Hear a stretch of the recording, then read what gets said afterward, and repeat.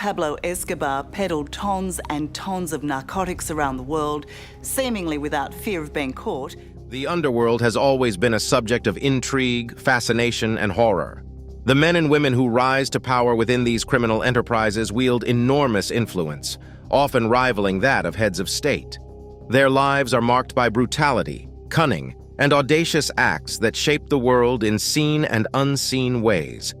This video dives deep into the lives of the 15 most powerful capos in history, criminal masterminds whose impact reverberates through the annals of crime and justice.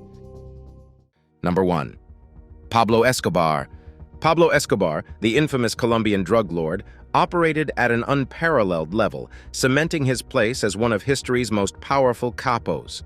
Born in 1949 in the small town of Rio Negro, he showed an aptitude for criminality from a young age. Starting as a small-time smuggler, he rose through the ranks rapidly, becoming a millionaire by the age of 22 through various criminal enterprises. But it was the cocaine trade that catapulted him to global notoriety. Escobar's cartel was responsible for up to 80% of the cocaine that was smuggled into the United States during its peak in the 1980s, which accrued billions of dollars in revenue. Controlling such a massive operation required not just business acumen, but also an iron fist. Escobar was notorious for his plata o plomo approach, meaning silver or lead, giving people the choice between taking a bribe or facing assassination. Un día yo voy a ser presidente de la República de Colombia. He orchestrated the murder of hundreds of law enforcement officials, judges, and even had a presidential candidate assassinated for opposing his criminal enterprises. However, his reach wasn't just limited to Colombia. He had connections and influence that spanned continents, from drug routes in Europe to money laundering operations in North America. He was a master of public relations as well. In a Robin Hood-esque move, he built houses and funded social programs, earning him significant public support, especially among the poor. This contributed to his ability to evade capture multiple times. Yet, despite his almost mythic status, his empire was not invincible. As the authorities closed in, so did his enemies, leading to an internal war within the cartel that resulted in significant losses and the killing of key personnel. Number 2. Joaquin El Chapo Guzman. Joaquin El Chapo Guzman, a name synonymous with the Mexican drug trade, is another capo whose reach and influence have been felt across the globe. Born in 1957 into a poor family in Sinaloa, Mexico, Guzman entered the world of organized crime at an early age, initially working for the Guadalajara cartel before founding his own criminal empire, the Sinaloa cartel. His rise to power was marked by ruthless efficiency and innovation. Under his leadership, the cartel pioneered the use of tunnels to smuggle drugs across the U.S.-Mexico border, a method that was as lucrative as it was elusive to law enforcement. Guzman's control over the cartel made him extraordinarily wealthy, landing him on Forbes' list of the world's billionaires multiple times. He was deeply involved in every aspect of the operation, from sourcing the raw material for cocaine production in Colombia to distribution networks that spanned not just North America, but also Europe and Asia. His business acumen was matched only by his flair for the theatrical. He once escaped from a maximum security prison in a laundry cart and, on another occasion, through a tunnel that led right into his cell. But it wasn't just about wealth accumulation for Guzman. He sought to dominate and did so through brutal violence and strategic alliances. His cartel was known for its deadly confrontations with rival cartels like the Zetas and the Jalisco New Generation cartel, leading to thousands of deaths and contributing to the destabilization of regions in Mexico. His influence even penetrated political circles, with allegations of corruption reaching high-level officials in both Mexico and other countries. Number 3. Al Capone. Al Capone, often known simply as Scarface, is an iconic figure that dominated the American underworld during the Prohibition era. Born in Brooklyn in 1899 to Italian immigrants, Capone was quick to ascend the criminal ladder, making his way to Chicago to work under Johnny Torrio, a major crime figure of the time. However, it didn't take long for him to eclipse his mentor and become the de facto leader of the Chicago outfit, one of the most powerful criminal organizations in the United States at the time. The Prohibition era provided fertile ground for Capone's illicit enterprises. As the sale, manufacture, and distribution of alcohol were banned, a vacuum emerged that Capone filled masterfully. Through a network of speakeasies, breweries, and distilleries, he made millions supplying the American public with what the law forbade. His operations were vast and well-organized, employing thousands and generating an estimated $100 million annually at the height of his power. But Capone was more than just a bootlegger. He had a diversified portfolio that included gambling, racketeering, and prostitution. He was also politically savvy, cultivating relationships with law enforcement and politicians to protect his operations. However, this aura of invincibility started to wane as he began to attract too much public attention, notably through acts of extreme violence. The St. Valentine's Day Massacre of 1929, where 7 members of a rival gang were gunned down in broad daylight, was a watershed moment that marked the beginning of the end for Capone. Number 4. Griselda Blanco. Griselda Blanco, also known as the Black Widow or La Madrina, shattered glass ceilings in the male-dominated world of drug trafficking. Born in Colombia in 1943, she rose from the slums of Cartagena to become one of the most feared and respected figures in the criminal underworld. Her trajectory in crime began at a young age, with stories of her kidnapping and murdering children from wealthy families for ransom. However, it was in the drug trade that she truly made her mark, specifically in the cocaine business, building a network that stretched from South America to the United States. Blanco was innovative in her operations, credited with pioneering drug routes from Colombia to Florida and later to California. Her method of smuggling cocaine sewn into lingerie was ingenious and effective, allowing for large quantities to be transported. She settled in Miami, where her reign became synonymous with the cocaine cowboy era of the late 1970s and early 1980s, a period marked by flamboyant wealth and extreme violence. It is estimated that her operations brought in as much as $80 million a month at their peak. Her ruthlessness knew no bounds. She was allegedly responsible for up to 200 murders, employing an army of hitmen to eliminate rivals, traitors, or anyone who crossed her path. Blanco had a particular fondness for motorcycles, often instructing her assassins to carry out hits while on bikes, a tactic she believed made them less likely to be caught. Her love for violence wasn't just business, it was personal. Blanco was known for her volatile relationships, which often ended in bloodshed, earning her the nickname Black Widow. Number 5. Dawood Ibrahim. Dawood Ibrahim, a name that conjures dread and fascination alike, stands as a unique entry in the roster of powerful capos due to his involvement in a range of criminal and even geopolitical activities. Born in 1955 in India, Ibrahim initially cut his teeth in the underworld of Mumbai, swiftly moving up the ranks and eventually heading the notorious D Company, an organized crime syndicate with diverse interests. His operations started with petty crimes, but soon expanded to include arms smuggling, extortion, and drug trafficking. Unlike many other capos, Ibrahim was not just a criminal entrepreneur. He was a strategist who forged alliances that cut across national and ethnic boundaries. His syndicate had close links with terrorist organizations and even certain state actors, particularly in Pakistan, where he is believed to be residing currently. These connections have led to allegations that he was involved in major acts of terrorism, including the 1993 Bombay bombings, which resulted in over 250 deaths and hundreds more injured. Ibrahim's empire extends well beyond the Indian subcontinent. With a network spreading across Asia, the Middle East, and Africa, his operations have been global in scale, making him a significant player in international organized crime. Drug trafficking remains a major part of his portfolio, with roots that stretch from the poppy fields of Afghanistan to the bustling cities of Europe and North America. His financial acumen has allowed him to diversify his criminal enterprise into legitimate businesses, including real estate, which has further solidified his financial standing. Number 6. Carlo Gambino. Carlo Gambino, a name that still echoes in the annals of American organized crime, rose from modest beginnings to become one of the most powerful mafia bosses in history. Born in 1902 in Sicily, Gambino immigrated to the United States in his early teens and quickly gravitated toward the underworld. His rise to power was gradual but deliberate, marked by strategic alliances and a reputation for being both ruthless and pragmatic.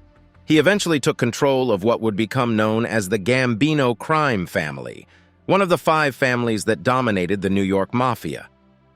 Gambino's reign was a study in calculated control. Unlike other mafia bosses who thrived on flamboyance and public displays of power, he adopted a low-key approach that kept him largely out of the limelight and consequently off the FBI's radar for a significant amount of time.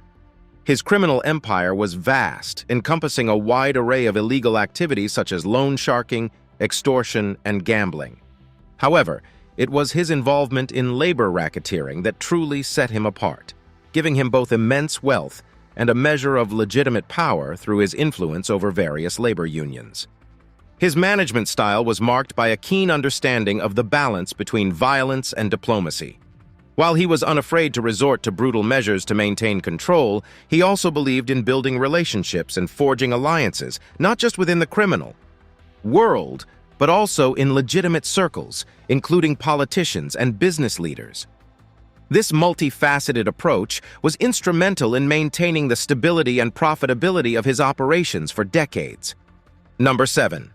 Semyon Mogilevich. Semyon Mogilevich, often dubbed the Brainy Don, stands out for his intellectual prowess and his ability to weave complex financial webs that blur the lines between legitimate business and organized crime. Born in Ukraine in 1946, Mogilevich holds degrees in economics, a background that has been instrumental in crafting his criminal empire. Unlike many other capos who rose through the ranks of violent street crime, Mogilevich's domain is the world of high finance, intricate scams, and white-collar crime. His criminal career began with petty scams in the Soviet Union, but rapidly escalated into more complex operations, including currency manipulation and large-scale tax fraud. Mogilevich's genius lies in his ability to exploit the loopholes of financial systems, not just in one country, but globally. He has been implicated in a range of illegal activities, including arms trafficking, drug smuggling, and even human trafficking.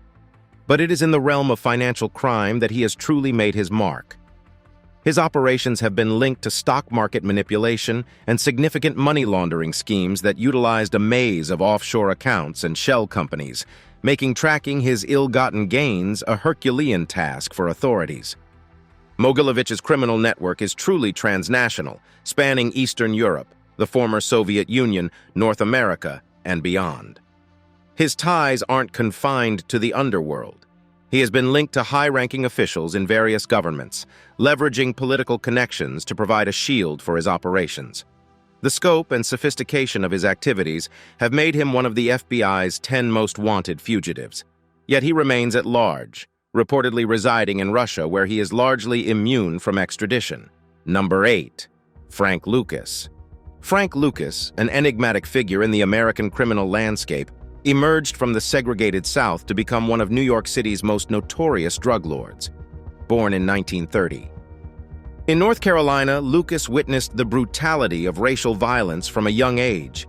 His flight to New York City as a teenager set the stage for his future empire, a venture that would defy established criminal hierarchies and transform the narcotics trade in the United States. Lucas's claim to fame was his ingenuity in sourcing heroin directly from Southeast Asia during the Vietnam War, effectively bypassing the Italian mafia and other middlemen who dominated the drug trade at the time. Using military planes and personnel as part of his distribution network, Lucas managed to import large quantities of nearly pure heroin, which he branded as Blue Magic. This high-quality product, sold at a lower price than competitors, quickly took over the New York drug market and catapulted Lucas into the upper echelons of organized crime. A savvy businessman, Lucas understood the importance of brand and product quality. By guaranteeing a consistent, potent product, he fostered customer loyalty and expanded his territory. His operations extended beyond New York, reaching as far as Puerto Rico and the Virgin Islands. Despite the inherently violent nature of the drug trade, Lucas eschewed excessive brutality, favoring business-like relationships and long-term partnerships, which earned him both allies and adversaries in the criminal underworld. Number 9. Amado Carrillo Fuentes. Amado Carrillo Fuentes, widely known as the Lord of the Skies, achieved infamy as the leader of the Juarez cartel in Mexico. Born in 1956 in Sinaloa, a state with a long history of drug trafficking, Carrillo Fuentes inherited a small-time drug operation from his uncle, Ernesto Fonseca Carrillo. However, he had ambitions far beyond the family business. The moniker Lord of the Skies wasn't just an affectation. It was a literal description of the revolutionary method he used to transport drugs. Carrillo Fuentes utilized a fleet of jets to fly cocaine from Colombia to Mexico, where it was then smuggled into the United States. His operation was characterized by its sheer scale and audacity. Not content with small, furtive shipments, Carrillo Fuentes organized cargo planes full of cocaine to land on makeshift runways in Mexico. The amounts were staggering, often totaling multiple tons per shipment. He made billions in the process, creating a sprawling empire that dealt not just in cocaine, but also in heroin, marijuana, and methamphetamine. Carrillo Fuentes was more than just a logistical mastermind. He was known for his calculated brutality, a characteristic that enabled him to keep both his allies and enemies in line. However, his brutal tactics weren't limited to the drug trade. He sought to corrupt and co-opt law enforcement agencies, politicians, and other officials, both in Mexico and abroad, to provide a protective layer around his operations. This strategy of co-option and corruption afforded him a level of immunity, allowing him to operate with relative impunity for years. Number 10. Giovanni Falcone, anti-mafia prosecutor, inclusion for contrast. Giovanni Falcone provides a unique counterpoint in this narrative as a figure not of organized crime, but of the fight against it. Born in Palermo, Sicily in 1939, Falcone grew up in a society where the mafia was not just a criminal organization, but a cultural institution deeply embedded in the fabric of daily life. As a prosecutor, Falcone chose to confront this monolith head-on, dedicating his life to dismantling the Sicilian mafia from within the Italian legal system. The impact of Falcone's work is immeasurable, not only in the countless convictions he secured, but also in the transformative approach he adopted. He was among the first to treat the mafia as a complex organization, rather than a series of disconnected criminal acts. This paradigm shift enabled the Italian legal system to prosecute and dismantle entire networks of organized crime, rather than simply jailing individual offenders. His work led to the groundbreaking Maxi trial, which resulted in the convictions of over 340 mafia members, a devastating blow to organized crime in Italy. Tragically, his life was cut short in 1992, when the mafia assassinated him in a bombing attack that also claimed the lives of his wife and 3 bodyguards. The audacious killing shocked Italy and the world, leading to an outpouring of public grief and anger. In the aftermath, Italy implemented a series of stringent anti-mafia laws, many inspired by Falcone's work, that have had a lasting impact on organized crime in the country. Number 11. Toto Riina. Salvatore Toto Riina, also known as the Beast, led the Corleonese clan and rose to prominence as the chief of the Sicilian Mafia, a position that made him one of the most feared and ruthless crime figures in history. Born in Corleone, Sicily in 1930, Riina grew up in an impoverished family and quickly turned to a life of crime. He initiated a violent campaign to eradicate rival mafia clans, sparking a period of extreme violence known as the Second Mafia War in the late 70s and early 80s. Riina orchestrated countless murders, including judges, politicians, and rival mobsters, consolidating his power and striking fear into the hearts of both his enemies and allies. One of Riina's most infamous acts was ordering the assassinations of anti-mafia judges Giovanni Falcone and Paolo Borsellino in 1992. These audacious killings provoked widespread outrage and led to a crackdown on organized crime in Italy. Riina managed to evade capture for many years, in part due to his insular operations and deeply ingrained culture of omerta, the mafia code of silence. However, he was finally apprehended in 1993. and subsequently convicted of multiple charges, including ordering over 100 murders. He died in prison in 2017, but his impact on the world of organized crime remains indelible. Riina's rule symbolizes the darkest aspects of mafia power: relentless violence, unbridled ambition, and a complete disregard for both the law and basic tenets of humanity. Number 12. Vito Genovese. Vito Genovese stands as one of the most influential and cunning figures in the history of the American Mafia. Born in Italy in 1897, Genovese immigrated to the United States in his youth and quickly became involved in New York's burgeoning world of organized crime. He was a key player in the formation of the modern American Mafia, initially serving as a close ally to Charles "Lucky" Luciano, with whom he helped establish the Five Families of New York. Genovese was instrumental in the famous mafia coup that ousted the old guard bosses Joe Masseria and Salvatore Maranzano, paving the way for a new organizational structure known as the Commission to govern mafia activities across the country. Unlike some other crime bosses who sought to keep a low profile, Genovese was audacious, orchestrating the infamous Appalachian Meeting in 1957, which exposed the scope and reach of organized crime in America to law enforcement agencies. However, his hubris eventually led to his downfall. He was arrested multiple times throughout his criminal career, with the last arrest leading to a conviction for drug trafficking. He was sentenced to 15 years in federal prison, where he died in 1969. Even in prison, his influence was felt. It's believed he continued to run criminal operations from behind bars. Genovese left behind a legacy of organizational innovation, brutality, and Machiavellian cunning that still influences the underworld today. He played a formative role in shaping the American Mafia into the sophisticated criminal enterprise it became, rendering him an enduring figure in the annals of organized crime. Number 13. Meyer Lansky. Meyer Lansky, often referred to as the mob's accountant, was a pivotal figure in the development of the American Mafia, particularly in the area of organized gambling. Born in Grodno, then part of the Russian Empire, in 1902, Lansky immigrated to the United States as a young child. He met Charles "Lucky" Luciano and Benjamin "Bugsy" Siegel during his youth, relationships that would evolve into significant criminal partnerships. Unlike many of his more flamboyant contemporaries, Lansky was known for his financial acumen, discretion, and strategic thinking. He was a principal architect behind the formation of the National Crime Syndicate, a confederation of Italian-American and Jewish mobsters. Lansky was instrumental in the syndicate's focus on business efficiencies and profit, treating the criminal enterprise like a corporation. His most famous venture was probably the development of the gambling mecca in Havana, Cuba, before Fidel Castro's revolutionary government seized power. Lansky was also behind the rise of Las Vegas, where his former associate, Bugsy Siegel, spearheaded the development of the Flamingo Hotel and Casino. Lansky's influence wasn't confined to the criminal world.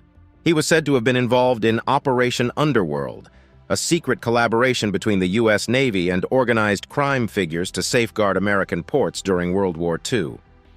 Despite numerous attempts by law enforcement to pin charges on him, Lansky was never convicted of anything more severe than illegal gambling. He lived out his last years in Miami Beach, Florida, dying of lung cancer in 1983. Meyer Lansky's life is a testament to the paradoxes of organized crime in America, an immigrant who fled persecution, only to become one of the architects of an enduring criminal empire, deeply embedded in the fabric of American society. Number 14. Christopher Koch. Christopher Koch, commonly known as Dudas, was a Jamaican drug lord and the leader of the notorious Shower Posse gang. Born in Kingston, Jamaica in 1969, Koch inherited the criminal enterprise from his father, Lester Lloyd Koch. Under Christopher's leadership, the Shower Posse engaged in large-scale drug trafficking, primarily of cocaine and marijuana, between the Caribbean and North America. His influence extended beyond criminal enterprises. He was deeply enmeshed in the political fabric of Jamaica, wielding immense power and enjoying local support, often seen as a Robin Hood-like figure in his community. Koch, was responsible for a reign of terror that resulted in countless deaths, both in Jamaica and abroad. His operation was sophisticated, involving smuggling routes, corrupt officials, and brutally effective enforcers. Despite being one of the most wanted men internationally, he lived openly in Jamaica for years, shielded by his connections and the fear he instilled. However, his empire began to crumble when the U.S. requested his extradition in 2009, triggering a violent standoff in Kingston between his supporters and law enforcement, leading to over 70 deaths. Coke was eventually captured and extradited to the United States, where he pleaded guilty to racketeering, drug trafficking, and conspiracy charges. He was sentenced to 23 years in federal prison in 2012. His arrest and extradition exposed the deep-seated corruption and connections between organized crime and political power in Jamaica, leading to a re-examination of the country's struggle against criminal enterprises. Christopher Coke remains a cautionary tale of how a criminal empire can intertwine with the legitimate world, casting a long shadow that impacts countless lives. Number 15. Raymond Patriarca. Raymond Patriarca ruled the New England underworld for nearly 3 decades and was the formidable head of the Patriarca crime family, based primarily in Providence, Rhode Island. Born in 1908 to Italian immigrants, Patriarca turned to a life of crime at an early age. He was involved in various illicit activities, including gambling, loan sharking, and extortion. However, what truly distinguished Patriarca was his organizational acumen and ability to unify various criminal operations under his leadership. Patriarca was known for his authoritarian style. He ran his criminal empire with an iron fist. This strict command kept internal conflicts to a minimum, allowing the crime family to prosper and extend its influence throughout New England, including Boston and other parts of Massachusetts. While Patriarca was notably ruthless, he was also pragmatic. He successfully established working relationships with other mafia families, including the 5 families of New York, which helped him in expanding his territory and criminal activities. He was also adept at corrupting law enforcement and public officials, which kept him largely untouched by the law for many years. Even when he was arrested and incarcerated, his power remained so potent that he was known to continue overseeing his criminal operations from behind bars.